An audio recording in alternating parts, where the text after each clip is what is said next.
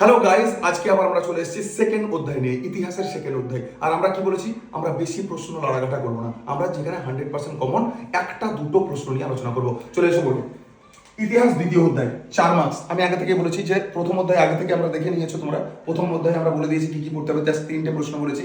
এখানেও আমি দুটো প্রশ্ন দেবো, দুটো মানে বুঝতে পারছো গাইস। আর কে ফার্স্ট হচ্ছে কে সেকেন্ড হচ্ছে সেটা দেখে লাভ নেই তোমাদের। তোমরা ভালো করে পড়ো, যেটা পড়বা টু মাচ কমন, 100-এ 100। চলে এসো। প্রথমে দিয়েছি হুতম প্যাঁচার নকশা। এটাতে মানে হুতম প্যাঁচার নকশা যে গ্রন্থটা, সেখানে বাংলার সমাজচিত্র মানে 19 শতকের বাংলার যে সমাজচিত্র ফুটে উঠেছে সেটার বর্ণনা একটা প্রশ্ন। হুতম প্যাঁচার নকশা হয়ে গেল, ক্লিয়ার হলো। আর একটা হচ্ছে কি, আধুনিক চিকিৎসা বিদ্যার ক্ষেত্রে কলকাতা মেডিকেল কলেজের ভূমিকা। বুঝতে পেরেছো? তাহলে একটা হুতম প্যাঁচার নকশা, একটা আধুনিক চিকিৎসা ক্ষেত্রে কলকাতা মেডিকেল কলেজের ভূমিকা। এই দুটো প্রশ্নের মধ্যে যদি না করতে পারো, এত বড় চ্যাপ্টার 28-30টা প্রশ্ন, দুটো দিচ্ছি গাইস। তুমি এই নিজের জীবনের জন্য যদি দুটো প্রশ্ন না করবে তাহলে কি করবে? তাহলে স্টে টিউনড উইথ রেকি স্যার। আরো তৃতীয় অধ্যায়ের জন্য ওয়েট করো। Good by.